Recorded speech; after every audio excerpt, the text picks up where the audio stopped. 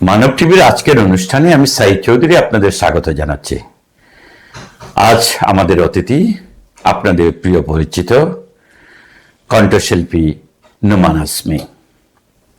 নোমান ভাই, আমরা গতদিন বা এরও আগে যে ধারাবাহিক আলোচনা চলছিল সাহিত্য সংস্কৃতিতে যারা ভালো অবদান রাখছেন, বিশেষত নতুন প্রজন্মের যারা সম্ভাবনা হিসাবে উঠে এসেছেন, আপনি দিল খুলে তাদের কথা বলছিলেন। কথায় শেষ পর্যায়ে আপনি বলছিলেন যে আপনি একটি ফাউন্ডেশন করতে চান ওয়ার্ল্ড ওয়াইড বাংলাদেশি, বিশেষত যাদের মেধাবীরা নানা কারণে রোগ ভালাই কিংবা অর্থনৈতিক সংকটের কারণে বহুদূর যেতে পারে না, এদেরকে সহযোগিতা দেয়া। এই ফাউন্ডেশন ব্যাপারে কি চিন্তা করছেন আর একটু যদি খুলে বলেন। ধন্যবাদ সাইদ ভাই, আসসালামু আলাইকুম। আসলে এই যে প্রসঙ্গটা আপনি আনলেন, এই প্রসঙ্গে নিয়ে আমি কিন্তু অনেক ভিতরে চিন্তা করতেছি। কারণ যেটা আমি খেয়াল করছি যে এই অঙ্গনে যারা কাজ করেন তারা আল্লাহর দ্বীনের প্রতি এতটাই নিবেদিত যে তারা কোনো প্রতিদানের চিন্তা করে না। তারা প্রতিদান চিন্তা করে আল্লাহর কাছে, এবং তারা খুব নিবেদিতভাবে কাজ করে যাচ্ছে দেশে বিদেশে যত জায়গায়। আপনি জানেন যে আমি একটা আন্তর্জাতিক প্ল্যাটফর্ম বানাইছি যার মাধ্যমে ইসলামী সাহিত্য সাংস্কৃতিক অঙ্গনে যারা কাজ করেন তাদেরকে কানেক্টেড করার একটা উদ্যোগ আমি নিয়েছিলাম 3 বছর আগে।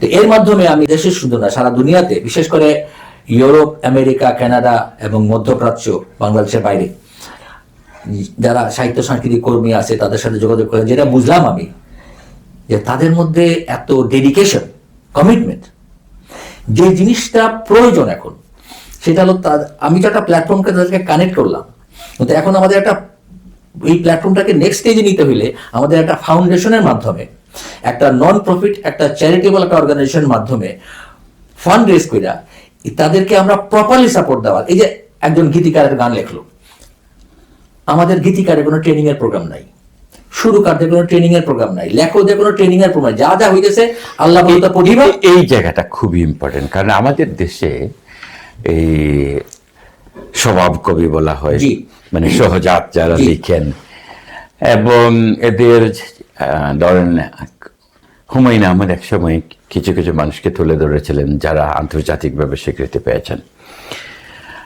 এইরকম আরো অনেক প্রতিভা আছে, বিশেষত ইসলামী অঙ্গনে বিশাল একটা জায়গা এখানে আছে, কিন্তু এদের কেউ তুলে ধরছে না। সেটাই। এবং এরা যেহেতু কোনো মার্কেটিং নাই, তার মানে তাদের কোনো সেল নেই, প্রচার প্রপাগান্ডা নেই, তার মানে জনসমর্থন বা ব্যাপক সাপোর্ট যেটা কোনোভাবেই কোনো অর্থনৈতিক সমাধান আসছে না, ফলে অর্থনৈতিক দৈন্যদশায় এরা কষ্ট পায়। তাদের সহযোগিতা করলে তাদের এই মেধাকে আরো বহু দূর নিয়ে যাওয়া যেত, কিংবা আন্তর্জাতিক বিভিন্ন প্ল্যাটফর্মে এদের অ্যাটাচ করে দেওয়া যেত। এই কাজটা কেউ করছে না। আপনার এই উদ্যোগ আসলেই আমি খুবই সহায়ক। একটু আগে বাংলাদেশের একজন খুব প্রতিভাবান একটা young motivational speaker, entrepreneur Shamim Hasan Nahin, তার সাথে কথা বলছিলাম। সে একটা খুব চমৎকার একটা কথা বলছে, যেটা আমি এখানে শেয়ার করা আমার প্রয়োজন মনে করি। সেটা হলো যে এই যে বিভিন্ন জায়গায় যে মুক্তাগুলো লুকায় আছে, এই মুক্তাগুলোকে খুঁজে বাইর করে এই মুক্তাগুলোকে মুক্ত করতে হবে। আমাদের কাজ হবে এই লুকায় থাকা মুক্তাগুলোকে খুঁজে বাইর করা। আপনি যেটা করতেছেন আপনার মানব টিভির মাধ্যমে ব্রিটেনের বাংলাদেশি কমিটির এই মুক্তাগুলোকে খুঁজে খুঁজে বের করে তাদের ইন্টারভিউ নিয়ে তাদেরকে আপনি মানুষের কাছে উদ্ভাসিত করতেছেন। গত প্রোগ্রামে আপনি একটা কথা বলছিলেন যে ইসলামহীন যারা, ইসলামের অঙ্গনের বাইরে যারা আছে, বামপন্থী বলেন বা সেকুলার বলেন, তাদের মধ্যে অনেক কম প্রতিভার লোকও মার্কেটিং এর কারণে, প্রমোশনের কারণে তারা অনেক আগায় যাচ্ছে। আমাদের ইসলামী অঙ্গনে অনেক বড় বড় ট্যালেন্টেড লোকদেরকে আমরা ওইভাবে দিচ্ছি না। তো আমার যে পদক্ষেপটা সেটা হলো, আমি একজন বাংলাদেশি, সুতরাং আমার প্রথম চিন্তা বাংলাদেশকে নিয়ে। সেখানে আমাদের প্রতিভার ভান্ডারটা বেশি। আমরা ফাউন্ডেশনটা গঠন করার ব্যাপারে যে মূল কাজটা শুরু হয়েছে, এখানে আমরা এটার যে প্রধান নির্বাহী কি হবে সেটা সিলেক্ট হয়েছে, এবং তাকে যে কাজ শুরু হয়ে গেছে এই মাসের প্রথম থেকে। এটার যে একটা কমিটি হবে, সেই কমিটির চেয়ারম্যান হবে, সেই ব্যাপারে সিদ্ধান্ত হয়েছে। তার মানে আপনি একটা অনানুষ্ঠানিক কাজ শুরু করে দিয়েছি। কিন্তু পাশাপাশি নেক্সট স্টেপ হলো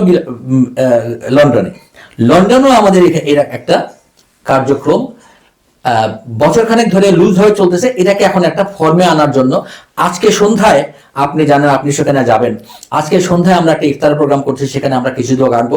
ঈদের পরে গত রাতেও এটা নিয়ে আপনার সাথে এবং আমাদের ব্যারিস্টার মুশতাক ভাই সহ আমরা এটা নিয়ে আলোচনা করছি। ঈদের পরে আমরা একটা পুনর্মিলনী অনুষ্ঠান করব, সেখানে আমরা বৃহত্তর বাংলাদেশি কমিউনিটির মধ্যে যারা আল্লাহর দ্বীনকে ভালোবাসে, যারা সংস্কৃতি মানা, তাদেরকে নিয়ে আমরা গেট টুগেদার করবো। সুতরাং ব্রিটেনেও আমরা একটা কিছু করতে চাচ্ছি। এই যে বাংলাদেশে এবং ব্রিটেনে আপনি যে কাজের চিন্তা করছেন, জি,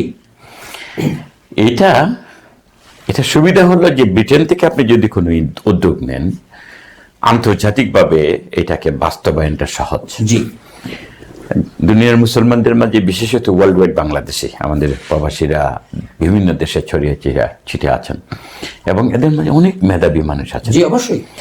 এই মেধাবীদের তুলে ধরা, উপস্থাপন করা এবং প্রয়োজনে সাপোর্ট দেওয়া, জি, এই দুটি কাজের জন্য যদি কোনো ফাউন্ডেশন আপনি তৈরি করেন, তাহলে এবং তৈরির জন্য আপনার একটা ভিত্তিমূল তো অলরেডি দাঁড়িয়ে গেছে। আপনি দীর্ঘদিন থেকে এটা নিয়ে ভাবেন এবং সংযোগ 3 বছর ধরে এটা চিন্তা করতেছেন, সমৃদ্ধ করেছেন।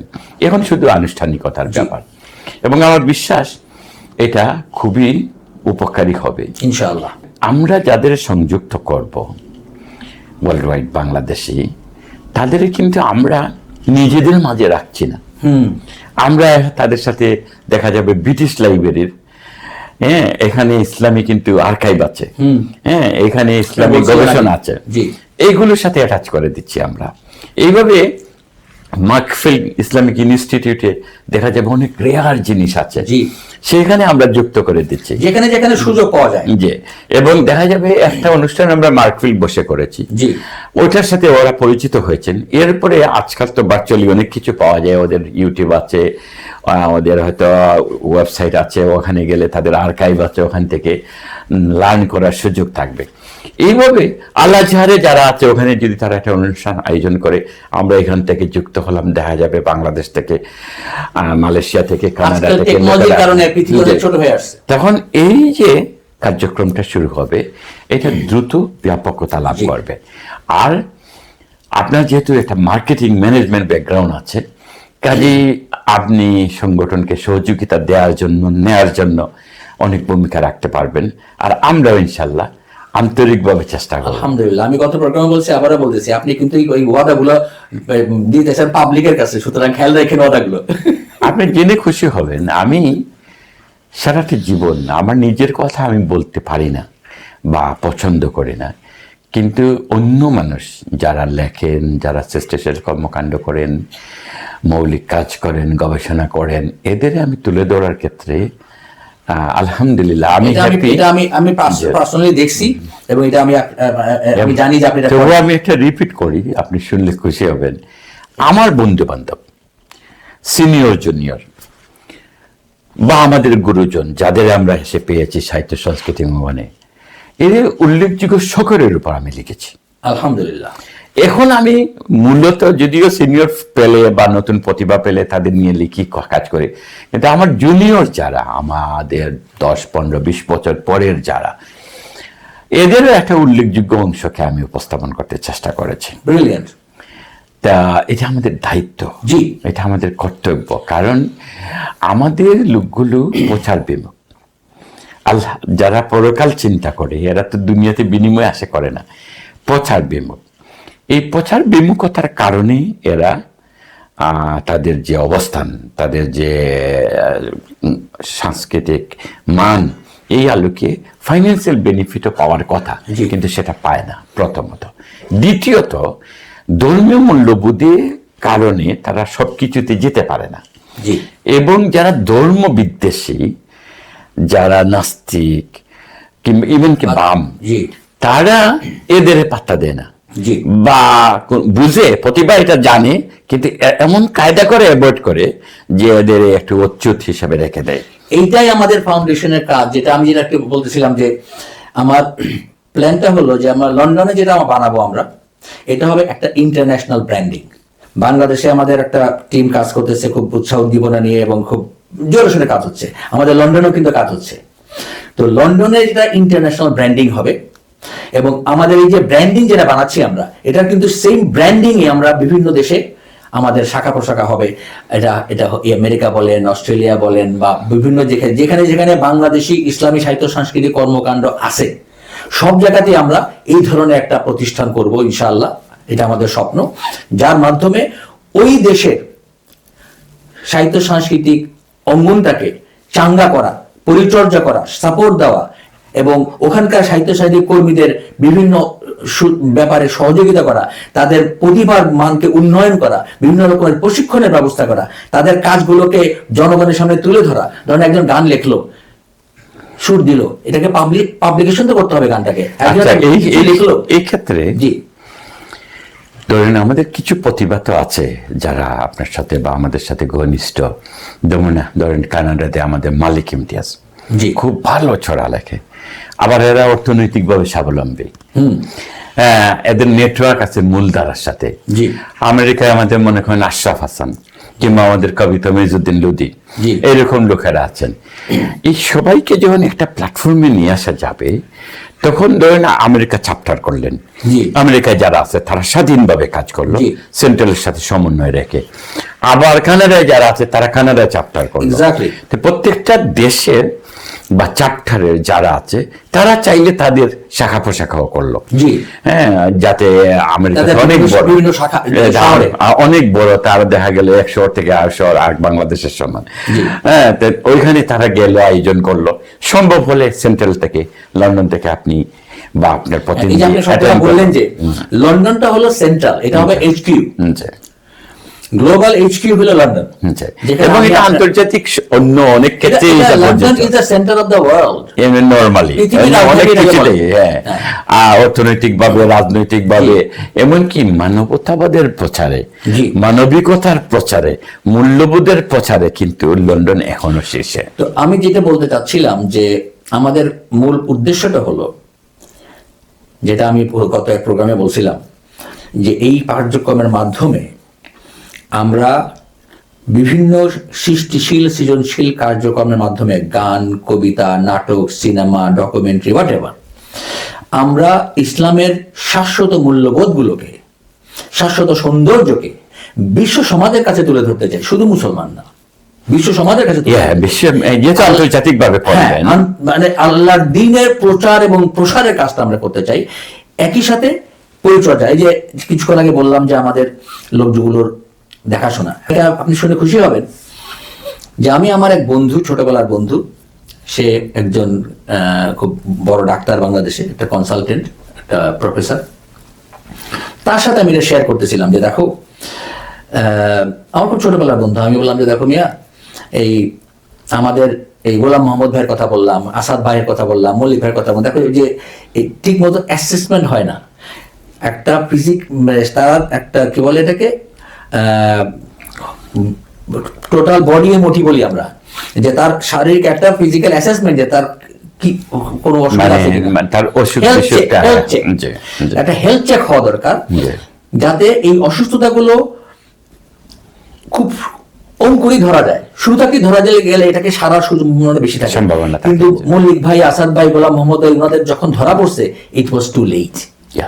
তো এই ব্যাপারে আমরা কিছুই করতেছি না। তখন সে আমাকে বললো, আল্লাহকে এটার জন্য উত্তম যাজা দিক, সে বললো নোমান তাহলে এক কাজ করি, আমার ক্লিনিকে প্রতি শুক্রবার 1 ঘন্টা করে আমরা একটা ক্লিনিক করি। নাম বলবো না? বলা উচিত, এই ধরনের মহতি মানুষদের নাম বলা। প্রফেসর ডাক্তার আব্দুল মুকিত, আমার ছোটবেলার বন্ধু। আমি বলছিলাম বোধহয় আপনাকে একবার, যে গত প্রোগ্রামে বোধহয়, যে ওর সাথে প্রথম পরিচয় 1978 সালে। আমি ক্লাস 10-এ পড়ি, ও ক্লাস 9-এ পড়ে। একটা বাংলাদেশ ইসলামিক সেন্টার একটা বিতর্ক প্রতিযোগিতায় সে প্রথম হয়েছিল, আমি দ্বিতীয় হয়েছিলাম। তখন তার সাথে পরিচয়, সেই পরিচয় সম্পর্কটা আমাদের আজকে কত বছর হলো, 47 বছর প্রায়। তো মুকিত যখন আমাকে বললো যে আচ্ছা, তোমার সাথে আবির ভাইয়ের যোগাযোগ আছে? ডাক্তার আবির জাফর, বাংলাদেশের নাট্য অঙ্গনের একজন উজ্জ্বল নক্ষত্র। আমি তার ব্যাপারে আলাপ করছিলাম অতীতের প্রোগ্রামে।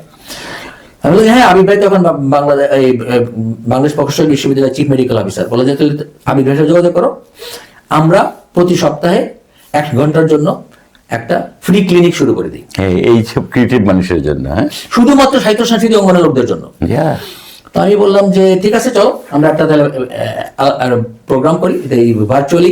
এখন আমাদের এই সমস্ত কর্মকাণ্ডের জন্য আমাদের এই যে সাংস্কৃতিক কর্মকাণ্ড যেটা আমরা ফাউন্ডেশন করব, এগুলো তো বাংলাদেশে একজন লোক লাগবে তদারকি করার জন্য। আমার এই তদারকের লোকটা হইল গিয়া আমার অত্যন্ত ঘনিষ্ঠ বন্ধু, আমার অত্যন্ত শ্রদ্ধাভাজন রাশিদুল হাসান তপন ভাই। ও মাশাআল্লাহ, তোমরা রাইট মানুষ। তপন ভাই ভালো অভিভাবক হয়ে তপন ভাই আমাদের বাংলাদেশের এই ফাউন্ডেশনের অভিভাবক। তো বললাম তপন ভাই যখন বললাম ব্রিলিয়ান্ট, আমি তো মুকিতকেও চিনি, বাবিদকেও চিনি, ঠিক আছে চলো আমরা একটা জুম মিটিং করি। তো হোয়াটসঅ্যাপে আমরা একটা মিটিং করি, এই কত 2-3 সপ্তাহ আগের কথা।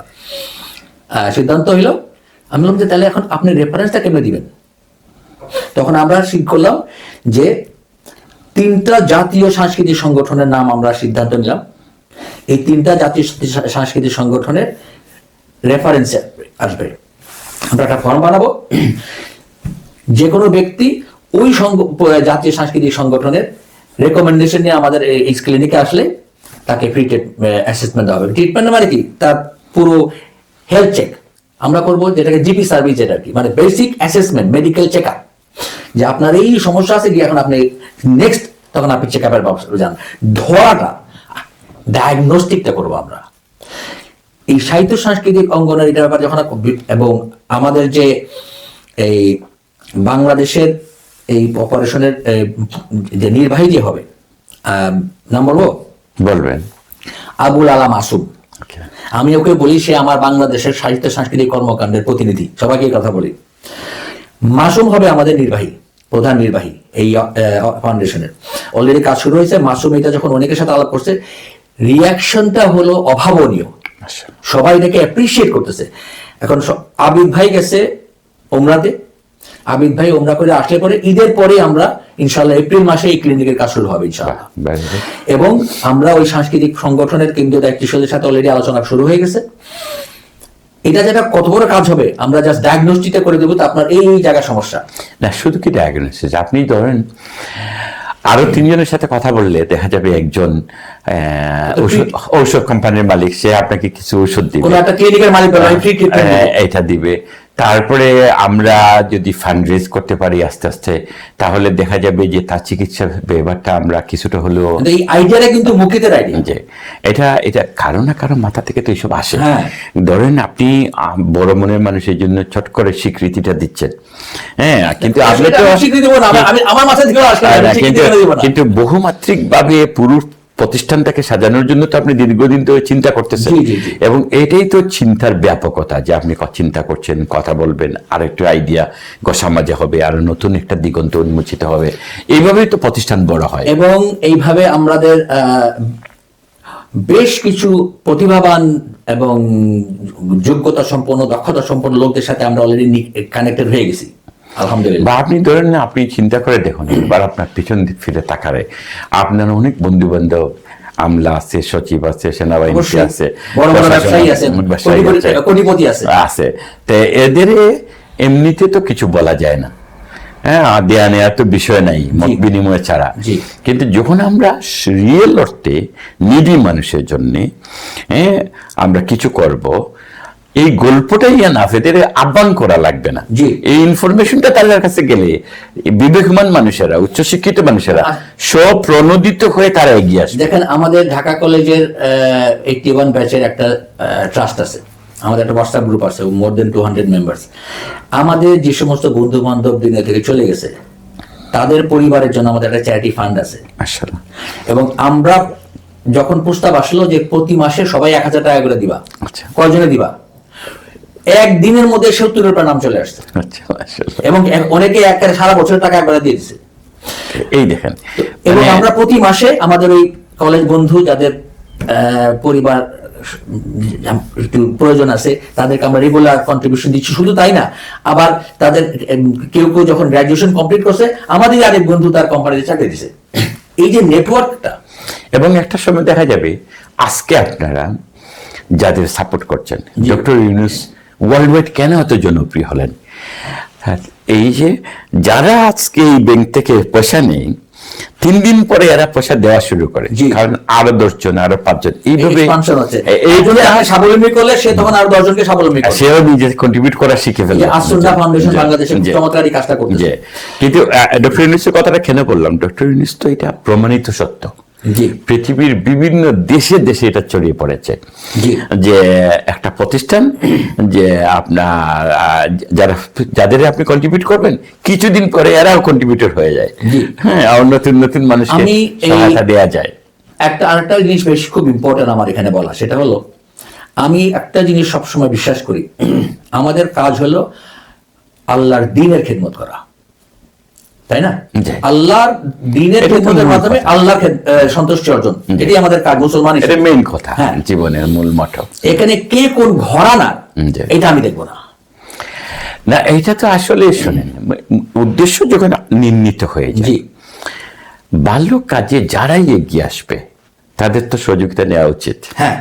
এবং যেখানে যেই বিপদে পড়বে তার সহায়তা দেওয়া উচিত। আমার পয়েন্টটা হলো এখানে যে আমি এইটা দেখবো না যে সে অমুক ঘরানার কওমি না আলিয়া। আমার মনে হয় এটা বেশি বলার দরকার না, নেই। আমি জিনিস এই জন্য ক্লিয়ার করতে চাচ্ছি যে যে কোনো ব্যক্তি ইসলামী সাহিত্য সাংস্কৃতিক অঙ্গনে তার ভূমিকা থাকলে তার অন্য কোনো পরিচয় আমি দেখবো না। আপনাকে বলি, আমি কেন এটা আপনার কাছে বেশি শুনতে আগ্রহ দেখাচ্ছে না, যে এই কাজটা কারা করে? ক্ষুদ্র মনা, হীন মনা, জি। বুঝছেন, ছোট চিন্তার মানুষেরা। আপনি তো আমাদের সাথে এই যে গত বহু কাল ধরে যে আমরা আমাদের সম্পর্ক, আপনাকে তো জানি যে আপনি কখনো ক্ষুদ্র চিন্তাটা আপনার মাথায় ঢুকে না, আপনি বৃহত্তর পরিসরে চিন্তা করেন, এবং আপনি যে নেটওয়ার্ক, আপনি যাদের যেসব বন্ধু বান্ধব আত্মীয় স্বজনের খোঁজ খবর রাখেন, এটা তো প্রতিদিন দেখি, প্রতিদিন তো কোনো না কোনো গল্পের চলে এইসব কথা বেরিয়ে আসে। জি। কাজেই আপনার কাছ থেকে এটা আমার জানার দরকার নাই। আমি আপনাকে জানাচ্ছি না, আমি আমাদের দর্শক শ্রোতাদেরকে না, জানাচ্ছি এইটাও আমি বলতে চাই, যে এটা আমি বলতে চাইতেছি যে বিলেত থেকে আন্তর্জাতিক মানের যে প্রতিষ্ঠান আপনি করতে চাচ্ছেন, সেখানে কেউ আশা করি ভাববে না যে আপনি ক্ষুদ্রতা, হীনতা বা নিচতার মাঝে আছেন। অবশ্যই না। কওমি না আলিয়া, মুসলমান হইলেও। কওমি না আলিয়া, জমিয়ত না খেলাফত, জামাত না অন্য কিছু, মুসলমান এই হইলেও আল্লাহর দ্বীনের খেদমতের জন্য তার সাহিত্য সাংস্কৃতিক ভূমিকা থাকলেই হইল। আচ্ছা নুন ভাই, জি। ফাউন্ডেশন নিয়ে তো কিছু কথা হলো, জি। এটা আস্তে আস্তে আরো প্রাতিষ্ঠানিকতা লাভ করবে। আপনি যখন গঠনতন্ত্র তৈরি করবেন, তারপরে এটাকে আস্তে ধীরে গোছামাজা হবে। আর আপনার তো কোনো একটা নির্দিষ্ট কমিটি খুব শীঘ্রই ডিক্লেয়ার করতে হচ্ছে এমন না। না। সেই হিসাবে আপনি যে তরিকায় আস্তে আস্তে কাজ করছেন, বেস লেভেলে সব কাজগুলো হচ্ছে, আবার প্রত্যেকটা কাজ টেস্টিফাই করছেন যে এটা প্রপারলি ওয়ার্ক করবে কিনা, জি। বন্ধু বান্ধব যাদের নিয়ে কাজ করবেন তাদের সাথে উঠা বসা করছেন, ছোটখাটো অনুষ্ঠানও করছেন, ফলে এটা আত্মপ্রকাশ করবে তখন যখন দেখা যাবে ফুললি ফাংশনাল। জি। তো এই বিষয়ে আমরা অন্যদিন আরেক অগ্রগতির পরে কথা বলবো। আমরা আমাদের ধারাবাহিক আলোচনা মূল অংশে চলে যাই। আপনি গত 2টি পর্বে অনেকে কথা বলেছেন যারা সাংস্কৃতিক অঙ্গনে কাজ করছেন, অবদান রাখছেন। নিশ্চয়ই আরো কিছু মানুষের কথা আমাদের এই সপ্তাহে আসা উচিত, জি। এবং এটা আমাদের অব্যাহত থাকবে ইনশাআল্লাহ। আজ আপনি কার কথা প্রথমে বলতে চান? যার কথা আমি প্রথমে বলতে চাই তিনি হলেন বাংলাদেশের ইসলামী সাহিত্য সংস্কৃতির অঙ্গনে একজন অত্যন্ত প্রতিভাবান একটা উজ্জ্বল নক্ষত্র। তার নাম হলো কবি মুহিব খান। আচ্ছা, ইয়েস, চমৎকার মানুষ। আমি ওনার গান শুনে এতটাই অভিভূত, ওনার গানের মধ্যে যে জেহাদি চেতনা, যে বিপ্লবাত্মক তেজোদ্দীপ্ত একটা ওনার গলার আওয়াজের মধ্যে, ওনার গানের কথার মধ্যে, গানের সুরের মধ্যে যে একটা তেজোদ্দীপ্ত উনি নজরুলের একটা আভা ওনার গানের মধ্যে পাই। আমি জানি না আপনি খেয়াল করছেন কিনা। আমি আপনার এই মানুষটাকে নিয়ে খুব যত্নশীল, বিকজ উনি আসলে আমাদের স্বভাব কবি যারা দেশে, জি। এই ধাঁচের একজন মানুষ। জি।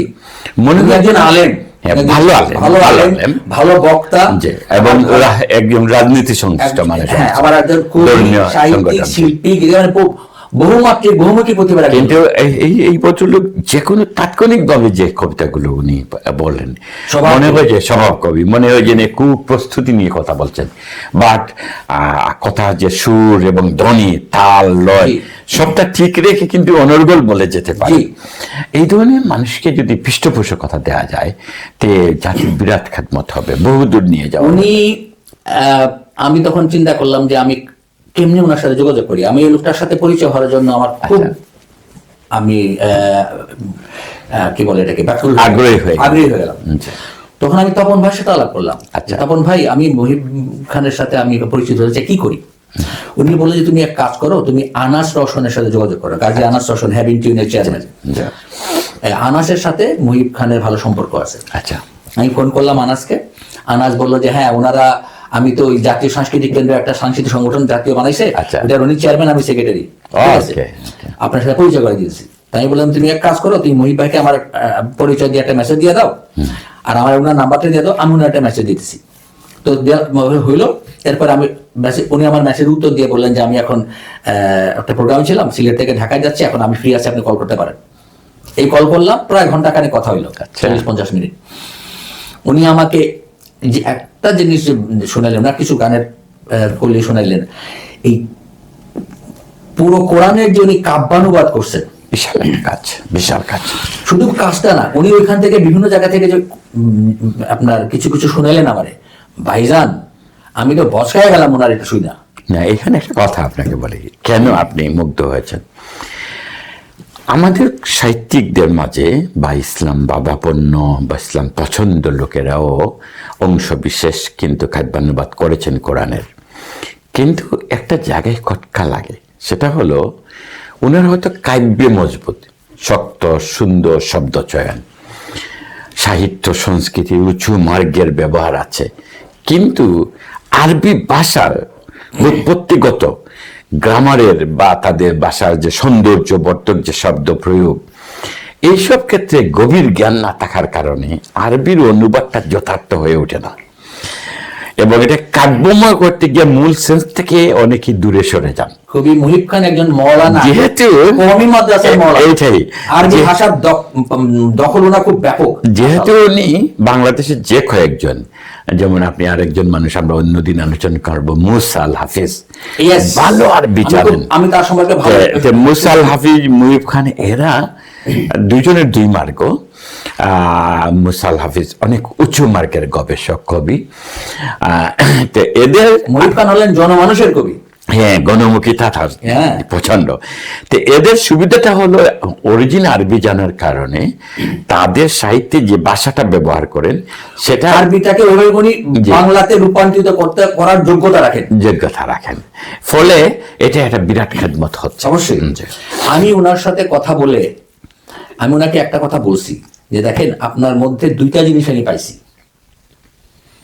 উনি শুনে খুব খুশি বললেন যে আমি এটা বলছি। যে আমি বললাম যে দেখেন, আপনার মধ্যে প্রচন্ড আল্লাহর প্রেম আর প্রচন্ড দেশপ্রেম, দেশপ্রেম দারুণ, এই কম্বিনেশনটা কিন্তু খুব কম লোকের মধ্যে আছে। আচ্ছা, এইটা আরেকটা কবি সাহিত্যিকদের কথা না, শুধু কবি সাহিত্যিক না, বিশেষত আমাদের বাঙালি আলিমুলামা যারা, আসলে তো আলিমুলামারা মূলত পরকাল ধর্মী, মানে আখিরাত নিয়ে চিন্তা করেন, ফলে কোনো বস্তুগত বিষয় আশয় বা স্বদেশ এইগুলো অতটা প্রাধান্য দেওয়া হয় না, এটা প্রচলন নাই, সোজা কথা। মুহিব খান এই যে স্বদেশ নীতি, স্বদেশ প্রেম, স্বদেশের প্রতি ভালোবাসা, এইটাকে উলামায়ে কেরামের মাঝে একটা নতুন মাত্রা দিয়েছে। এই যে ওনার এটা বাংলাদেশ, এটা সিকিম নয়, এই গানটা শুনলে মেয়ে রক্ত গরম হয়ে যায়। এটা মানে আবার যুদ্ধ হবে, এই যে গানটা ওনার শুনলে একেবারে রক্ত টকবক করে। এই ওনার আমাদের প্রতিবেশী দেশ ভারতের নানা ষড়যন্ত্রের যে বিষয় আশয় আছে, এইগুলোকে কবিতায় উনি এমন উঁচু মার্গে বিপ্লবী চেতনায় নিয়ে এসেছেন। ওনার গানের মধ্যে একদিকে আল্লাহর দিনের কথা, আর এদিকে দেশপ্রেমের কথা, এই যে কম্বিনেশন, এবং এর মধ্যে একটা জিহাদি চেতনা, একটা বিপ্লবী চেতনা। আমি মুহিব ভাইকে যে হিসেবে বলছি, দেখেন মুহিব ভাই, এই যে এত বড় একটা খেদমত আপনি করে যাচ্ছেন, দিনের খেদমত, দেশের খেদমত, এবং আপনার এই যে প্রতিভাটা, এই প্রতিভাটা বাংলাদেশের বাইরে প্রবাসে যারা বাংলাদেশি আছি আমরা, বিলেত, আমেরিকা, ইউরোপ, মধ্যপ্রাচ্য, এই প্রবাসী বাংলাদেশিদের মধ্যে এটা ছড়ায় দেওয়া দরকার। এই ব্যাপারে আমরা ইনশাল্লাহ কিছুটা ভূমিকা নিতে চাই। এবং এটা আসলে খুবই সময়োপযোগী কথা। ধরেন এই যে একটু আগে আমি মুসাল হাফিজের কথা বললাম, কিংবা আমাদের এই মহিবুল হক, কিংবা আজকে যে একজন মেধাবী মানুষের কথা আপনি বললেন, এই যে শামীম হাসান নাহিন, হ্যাঁ, উনি এই ধরনের মানুষগুলো আমাদের কজনই চিনি, অথচ এরা অন্য অনেকের চেয়ে ভালো, যোগ্য এবং সফল এবং মেধাবী। হ্যাঁ, রিয়েল অর্থে মেধাবী। তো এইসব মেধাবী মানুষদের ছড়িয়ে দেওয়ার জন্য সবচেয়ে বড় ইম্পর্টেন্ট জিনিসটা সাইদ ভাই, এদের প্রত্যেকে যে কথার নাম বলছেন আপনি, সেটা মৌলানা মুস্তাহাবিল বলেন, মৌলানা মহিব খান বলেন, বা শামীমের কথা বলেন, প্রত্যেকের মধ্যে একটা জিনিস কমন আছে, সেটা হলো তাদের আল্লাহর দ্বীনের প্রতি মহব্বত। আচ্ছা, এই ক্ষেত্রে আপনি দেখেন, আমরা আগে আলোচনা করেছি অন্য পর্বে, আমাদের যে জাকির আবু জাফর, জি, কিংবা আমাদের যে ডক্টর তুহিন, ফজলুল হক তুহিন, কিংবা আমাদের ফাহিম ফয়সাল, এইসব প্রতিভা যারা আছেন, এদের যোগ্য কিন্তু তাদের সমান্তরালে তাদের বন্ধু বান্ধবের মাঝে খুবই কম। কিন্তু আমরা কি তাদের সেভাবে বিভিন্ন দেশে প্রবাসে আমরা কি ছড়িয়ে দিতে পেরেছি? এই যে বিলেতে প্রায়শ প্রতি বছরই 2জন 3জন 5জন এরকম সাহিত্যিক আসেন, বিভিন্ন অনুষ্ঠানে অতিথি হয়ে আসেন। বিশ্বাস করেন, এদের কাছে নেওয়ার কিছু নাই। আমাদের প্রচুর আছে, আমরা তাদের জাকির আবু জাফরকে আপনি নিয়ে আসেন, এখানকার বহু সাহিত্যিকদের শিকার আছে। আমি সেদিন ডক্টর ফজলুল হক তুহিনকে আপনি নিয়ে আসেন, আল মাহমুদ সম্পর্কে জানতে হলে তুহিনের উপরে কে ভালো বলবে? তুহিন হলো বাংলাদেশে আল মাহমুদের উপর প্রথম পিএইচডি। আমাদের দায়িত্ব, যেটা গত প্রোগ্রামে বলছি, আমাদের দায়িত্ব। জাকির ভাই চিন্তা করেন, যেমন ভালো উপস্থাপক, টিভি উপস্থাপক, তেমন ভালো কবি, চোরাকারও, আবার সুরকারও। হ্যাঁ, ওনার গানগুলো এক একটা গান মানে মনোমুগ্ধকর। জি, তো এইরকম এক একটা লোককে আমরা যদি ঠিকমতো উপস্থাপন করি এবং আমাদের হাজার হাজার মানুষের কাছে যদি পৌঁছে দেই, তাহলে যারা তাদেরকে জানবে তারা উপকৃত হবে, আর ইসলামের প্রচার হবে। ফাহিম ফয়সালকে আমি যখন পরিচিত হলাম, উনি আগ্রহ দেখালেন, আমিও আগ্রহ দেখালাম যে আমার মনে হয় ঠিক আছে, আমার কিছু কবিতা যদি উনি গাইতে চায়, ক্ষতি কি? কিন্তু ওর গানের যে গলা, সুর, এটা দেখে তো আমি মুগ্ধ হয়ে গেলাম। এরপরে উনি বললেই আমি গান লিখে দিই, বুঝছেন, গান লিখে দিই। যদিও আলহামদুলিল্লাহ আমার গান আরো অনেকে গিয়েছেন, আমাদের মশিউর ভাই আমার আল্লাহু আল্লাহ গানটা যে গিয়েছেন, অনেক আমি যেটা সবসময় করি, আপনি জানেন যে এই ধরনের কোনো প্রতিভা পাইলে আমি তার সাথে পরিচিত হই, পরিচিতটাকে আমি এনকারেজ করি। কারণ আমার আব্বাইটা আমাকে সবসময় আমাদেরকে শিখাইছেন যে কারো কোনো প্রতিভা, এটাকে এনকারেজমেন্ট দেওয়া দরকার, সাপোর্ট দেওয়া দরকার। তো আমি যেটা দেখছি, সে মূলধারা কাজ করে এবং মূলধারায় সাহিত্য সাংস্কৃতিক অঙ্গনে তার একটা পরিচিতি আছে, তার একটা বিরাট পড়েছে, ভূমিকা আছে। আবার একদিকে আল্লাহর দ্বীনের প্রতি তার একটা কমিটমেন্ট আছে। আমার কথা হলো, যারা যারা ইসলামী সাহিত্য সাংস্কৃতিক অঙ্গনে কাজ করে এবং আল্লাহর দ্বীনের প্রতি কমিটমেন্ট আছে, এই লোকগুলোকে আমাদের খুঁজে বের করতে হবে, তাদেরকে আমাদের নার্চারিং করতে হবে, সাপোর্ট দিতে হবে। এবং আপনার সুবিধাটা হলো, ধরেন ফাহিম ফয়সাল যেহেতু মূলধারায় কাজ করেন, জাতীয় টেলিভিশনে প্রোগ্রাম করেন, ফাহিম ফয়সাল কোনো এটা হয়তো দলগত কোনো ইয়ের সাথে ব্যানারে হয়তো যেতে চাইবেন না, হ্যাঁ, কিন্তু আপনি যেহেতু দলগত কাজ করছেন না, আপনি যেহেতু বৃহত্তর পরিসরে কাজ করছেন, দেখা যাবে আপনার সাথে উনি দুনিয়ার বিভিন্ন জায়গায় গিয়ে, হ্যাঁ, আমাদের দেশের কবি সাহিত্যিকদের একজন অ্যাম্বাসেডর হয়ে কাজ করতে পারছেন। কারণ ফাহিম ফয়সাল সুফি গানে যে নতুন ধারা সৃষ্টি করেছেন, এটা অপূর্ব। রাইট। আমার পয়েন্টটা হলো, যেটা ঘুরে পাচ্ছে আসছি সাইদ ভাই, সেটা হলো যে আমি চাই ইসলামী সাহিত্য সাংস্কৃতিক অঙ্গনে যারা আল্লাহর দ্বীনের প্রতি কমিটেড, এই ধরনের এক ঝাঁক লোক, সে তার বয়স কি আই ডোন্ট কেয়ার, তার ব্যাকগ্রাউন্ড কি আই ডোন্ট কেয়ার, আল্লাহর দ্বীনের প্রতি তার কমিটমেন্ট আছে কিনা এবং ইসলামী সাহিত্য সাংস্কৃতিক অঙ্গনে তার প্রতিভা আছে কিনা এবং কিছু করতেছে কিনা, এই ধরনের লোকগুলোকে আমি নার্চারিং করবো, সাপোর্ট দেবো এবং এনকারেজ করব। ট্রেনিং দিব, এইটাই যদি আমি করতে পারি, এই ধরনের কাজটা আমাদের প্রয়োজন। এবং 40 বছর ধরে, কত বছর আমরা যখন প্রথম সাইমিমের কাজ শুরু করি, তখন এটা আজ থেকে 48 বছর আগে, প্রায় 5 দশক হয়ে গেছে প্রায়। এই গত 5 দশকে লোক তৈরি হয়েছে অনেক, কিন্তু একটা এই কাজটা হয়নি। আচ্ছা, এই কাজের জন্য কি সহজ, আপনার জন্য কতটা সহজ হয়ে যাচ্ছে দেখেন। এই যে আপনার মানুষ যাদের সাথে আপনি কাজ করেছেন বা যাদেরকে আপনি জানেন, আপনি এখন নতুনদের যে ট্রেনিংটা দিবেন, প্রশিক্ষণ দিবেন, গানের জন্য প্রশিক্ষণ দিতে হলে একজন ফাহিম ফয়সাল আছে, হ্যাঁ, তারপরে কবিতা কিংবা ছড়ার জন্য আপনি যদি ট্রেনিং দিতে চান একজন জাকির আবু জাফর আছে, আপনি বড় বড় কবি সাহিত্যিক নিয়ে যারা বাংলাকে ওন করেন, আল মাহমুদ এই ধরনের, হ্যাঁ, বা জসিমউদ্দিন বা এরকম বড় বড় কবিদের নিয়ে গভীর আলোচনার জন্য আপনার মানুষ ডক্টর ফজলুল হক তুহিন। এইভাবে ক্ষেত্র লোকের অভাব নাই, আমাদের অভাবটা হলো উদ্যোগের। এবং সেই উদ্যোগটা আমরা নিছি। এই গত কয়েকদিন আগে আমার সাথে কথা হইল বাংলাদেশের আরেকটা প্রচন্ড প্রতিভাবান একজন Parvez Jewel, film maker, video প্রোডাকশনে আমাদের দেশের প্রথম সারির একজন, হ্যাঁ, অত্যন্ত কমিটেড ছেলে এবং খুবই বিনয়ী ছেলে। আচ্ছা, এই যে আপনি যার কথা বললেন, বা আপনার আরেকজন ঘনিষ্ঠ আমাদের হাসান আল বান্না, হ্যাঁ, এই যে ভিডিওর কথাটা বললেন, হাসান আল বান্না সে এবং তার ওয়াইফ, এরা যে নাটক তৈরি করেছে সেটা তুরস্কে 2nd প্রাইজ পেয়েছে। এই ধরনের প্রতিভাকে আমরা কত জায়গায় নিয়ে গেছি, দেখা যাবে যে আমরা যথেষ্ট তাদের যে অবস্থান, যে কদর পাওয়ার কথা, যে সম্মান পাওয়ার কথা, আমরা সেটা দিতে পারছি না। আমি পারভেজকে যেটা বলতেছিলাম যে দেখো মিয়া, এই তুমি আর বান্না ছাড়া এই ইসলামী ঘরানায় এই ধরনের কোয়ালিটি ভিডিও এবং ফিল্ম মেকিং এর লোক আর নাই কেন? ঘটনা আছে, আরো হয়তো আছে, আমরা জানি। এই যে আমাদের গ্যাপটা, যে আমরা কিছুদিন আগে হয়তো বান্নাকে চিনতাম না, এর আগে অমুককে চিনতাম না, চিনে তো আমরা মুগ্ধ হচ্ছে যে এমনই নিয়ামত আমার আছে। তাইলে দেখা যাবে আরো এরকম আছে, এবং এদের একত্রিত যখন আপনি করবেন, তখন দেখা যাবে আমরা বিরাট একটা নিয়ামত আছে, এবং এদের মাধ্যমে বহু লোককে আমরা সার্ভিস দিতে পারি। আমার স্বপ্ন হইল যে আমরা আমাদের এই বাংলাদেশ হোক, বিলাত হোক, বা অন্য যেখানে, আমাদের যে একটা গ্লোবাল একটা প্রচেষ্টা আমরা শুরু করছি, আমাদের যেটা আরো বেশি করে প্রয়োজন সেটা হলো ইসলামী চিন্তা চেতনার ভিত্তিতে নাটক, short film, full length film, documentary, visualisation, video. মানে সবকিছু এখন মানুষ ভার্চুয়ালি জানতে পারে, দেখতে চায়, ওয়েবসাইটে দেখে ফেলতে চায়, মোবাইলে পড়ে নিতে চায়। আমাদের অনেক ভালো ভালো কবিতা আছে, গল্প আছে, যেগুলোকে আমরা এই লাইনে যদি নিয়ে আসি। সেদিন আপনি একটা লিঙ্ক পাঠিয়েছিলেন আমারে, শুভ্র সাদায় আচ্ছাদিত নাকি জানো? শুভ্র সাদায় আচ্ছাদিত।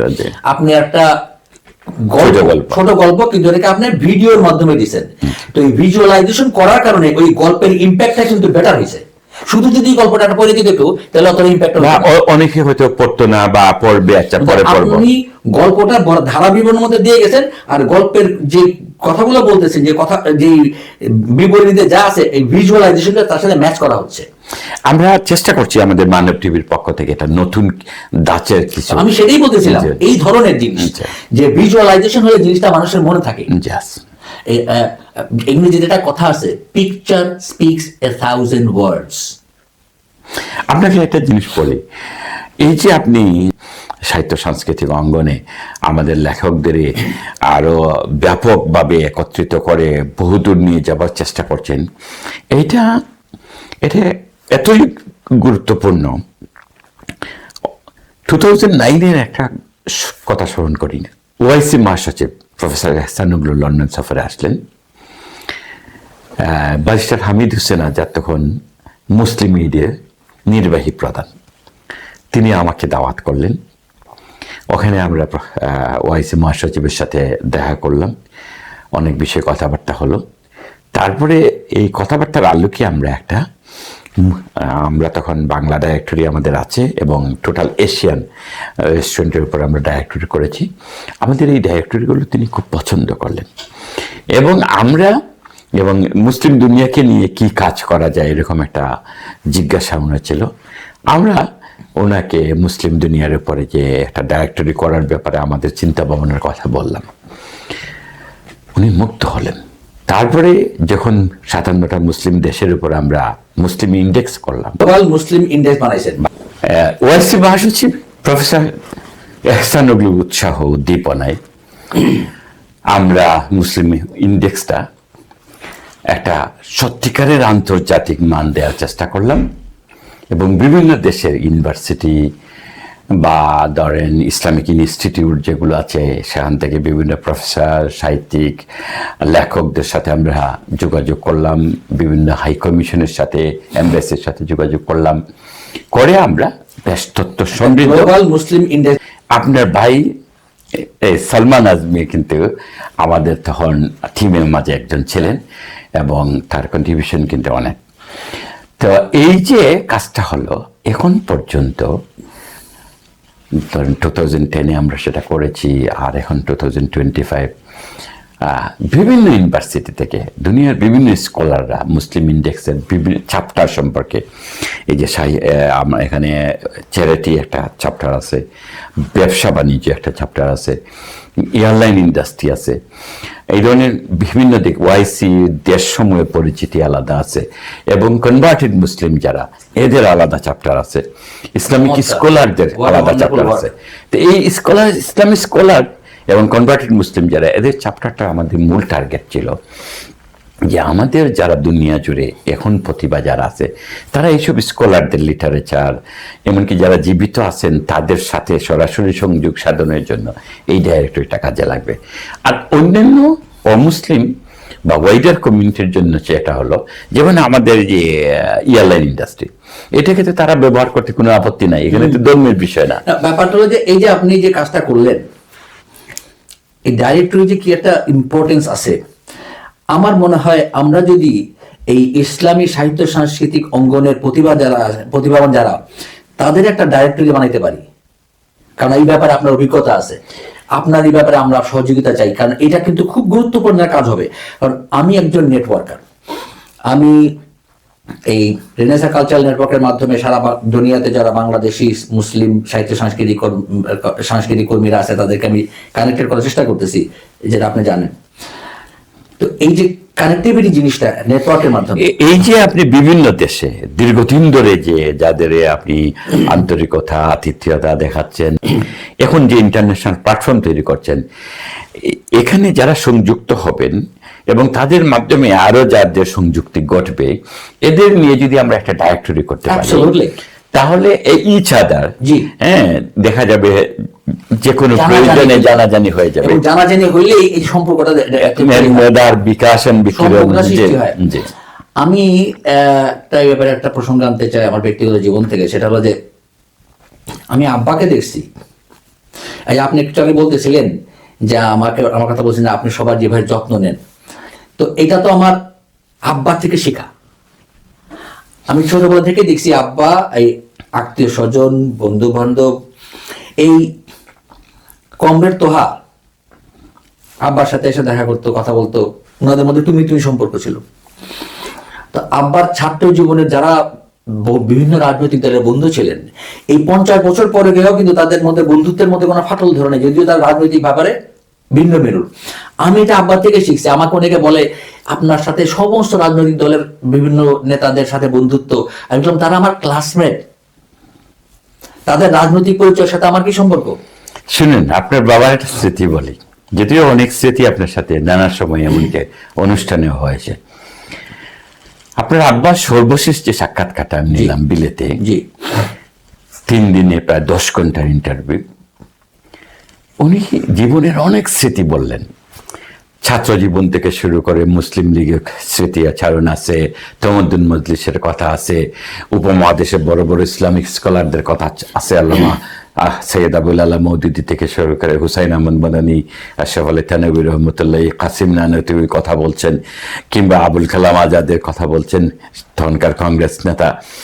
এইসব কথা বলার সময়, বা জিন্না বাংলাদেশে আসছেন, বা মানে জিন্নার প্রসঙ্গ, সরওয়ার্দির প্রসঙ্গ, তখন উনি সোমবার বিকাল 3টার সময়, মঙ্গলবার 16 মার্চ, এই যে তারিখও বলছেন বারের নামও বলছেন, অনেক সময় টাইমও বলছেন। তা এত তথ্য সমৃদ্ধ কথাবার্তা, এত স্মৃতিময় কথাবার্তা, কিন্তু আমি একটু ভীত হয়ে যাচ্ছিলাম যে এই যে তারিখ যদি কোনো কারণে 16 মার্চ এটা যদি সোমবার না হয় মঙ্গলবার হয়, তাহলে তো ওই বিষয়ে যারা পারঙ্গম এরা কিন্তু এটা মনে করবে তথ্য ভুল, তাইলে আমার তথ্যের অন্য কোয়েশ্চেন এসে যাবে। আর উনি মনে করে এইসব বলে যাচ্ছেন এবং ওনার বন্ধু বান্ধবদের নাম বলতেছেন, প্রফেসর, লেখক, সাহিত্যিক, একেবারে বাইতুল মুকাররমের খতিব সহ, হ্যাঁ বুঝছেন, হ্যাঁ, খানে সবর টবর, নানা অঙ্গনের, কখনো মুসলিম লীগ, কখনো জমিয়ত, কখনো খেলাফত। তখন আমি খুব দুশ্চিন্তায় পড়ে গেলাম। কিন্তু ওনার প্রতি যে ভাব, রেসপেক্ট, আবেগ, কথার গুরুত্ব সব নিয়ে আমি তো পরিতৃপ্তই ছিলাম। ইন্টারভিউ শেষে এখানে লন্ডনে একটা ইসলামিক বুকশপ আছে, আল ফুরকান।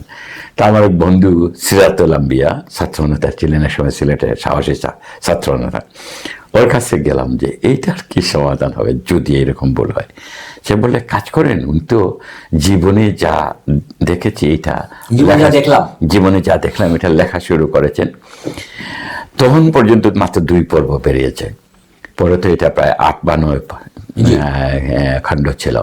তো এইটাতে এই ওই সময়ের তথ্যগুলো পাওয়া যাবে। তা আমি, সে বললো আমাকে আনিয়ে দিবে। আমি চিন্তা করলাম না, তথ্য যখন পাইছি মানে এটাতে মিলিয়ে নিতে পারবো। আমি আমার এক বন্ধুকে ফোন করলাম, করে বললাম যে ইমার্জেন্সি এটা আমার লাগে, কিনা পাঠা দাও, যে এটা সে সাথে সাথে আপনার স্পেশাল ডেলিভারি দিয়ে আমাকে পাঠিয়ে দিল। আমি তো এগুলো পড়লাম, মিলাইলাম, একটা তথ্য যদি সন্দেহ সংশয় নাই, আমি মিলাইতে চেষ্টা করলাম। যে মেধা এবং স্মরণশক্তি দিছিলেন। আর আরেকটা জিনিস আমি আপনাকে বলি, যেটা আমাকে আপনি প্রায় বলেন যে আপনি সবার সাথে এরকম যোগাযোগ রাখেন, সবার এরকম খোঁজ খবর নেন। এটা কিন্তু আমার আব্বার থেকে দেখে শেখা। আমি দেখছি আব্বার ছোটবেলা থেকে আমি দেখছি যে সবার খোঁজ খবর রাখতেন, দেখাশোনা, যোগাযোগ রাখতেন। চাচাতো, মামাতো, খালাতো, ফুফাতো, ভাই বোন, ভাইনা, ভাগ্নি, এমনকি আপনার আব্বা যেভাবে স্পেশাল কেয়ার নিতেন এবং মনে রাখতেন। আমার মতো ছেলে ক্লাস 9-এর ছাত্র, দৈনিক সংগ্রামে তো যেদিন আমি, সেটা লম্বা ঘটনা, যেদিন আমি যুক্ত হই, ওই দিনটায় তিনি আমাকে যেভাবে ভালোবাসলেন, যে স্নেহ দিলেন এবং পরবর্তীতে দেখা হওয়ার সাথে সাথে নাম ধরে জিজ্ঞেস করলেন, আমি তো এটা কি ভোলা যায়? আমি আসলে এটার যে পজিটিভ ইম্প্যাক্টটা, আমি যে জিনিসটা সবসময় বলি যে আমার জীবনে 2 জন ব্যক্তির প্রভাব সবচেয়ে বেশি। একজন হলেন আমার আব্বা, অধ্যাপক গোলাম আজম, শহীদ অধ্যাপক গোলাম আজম। আরেকজন হলেন আমার গুরু, মরহুম কবি মতিউর রহমান মল্লিক। আমি 16 বছর বয়স থেকে 28 বছর বয়স পর্যন্ত মল্লিক ভাইয়ের হাতে। তবে এখানে একটা কথা, মল্লিক ভাই অসাধারণ একজন শিল্পী, কিন্তু আপনার বাবা, যদিও আপনার উদারতা, নিজের বাবা হিসেবে 2 জনের কথা বলছেন, কিন্তু আপনার বাবা এরা তো শতাব্দী কালে একজনই হয়তো আসে, কাজে উনি তো অন্য মার্গের মানুষ। আমি আমার এই যে কাজটা আমি করতেছি, আমার একমাত্র ড্রাইভিং ফোর্স যেটাকে বলে, যে জিনিসটা আমাকে অনুপ্রাণিত করছে, সেটা হলো আল্লাহর দ্বীনের খেদমত। এবং এর মাধ্যমে আমি সাহিত্য সাংস্কৃতিক অঙ্গনের লোক, আর সারা জীবন এই অঙ্গনেরই ছিলাম। এই অঙ্গনের উন্নয়নের জন্য, বিকাশের জন্য, এই অঙ্গনে যারা নিবেদিত প্রাণ লোকজন আছে, যারা তাদের সৃজনশীল কাজ দিয়ে আল্লাহর দ্বীনের খেদমত করার চেষ্টা করতেছে, এদের যে ডেডিকেশন, তাদের যে কমিটমেন্ট আনপ্যারালাল, এগুলাকে নার্চারিং করা, এগুলাকে পরিচর্যা করা, এগুলাকে সাপোর্ট দেওয়া, এগুলাকে মেন্টরিং করা আমাদের। আমি সেদিন তপন ভাইয়ের সাথে বলতেছিলাম যে তপন ভাই, আমাদের জেনারেশন থেকেই করতে হবে। আমরা হলাম প্রথম সারি যারা এই সাহিত্য সাংস্কৃতিক অঙ্গনের কাজ শুরু করছি আজ থেকে প্রায় 50 বছর আগে। আমাদেরকে এই দায়িত্বটা পালন করতে হবে।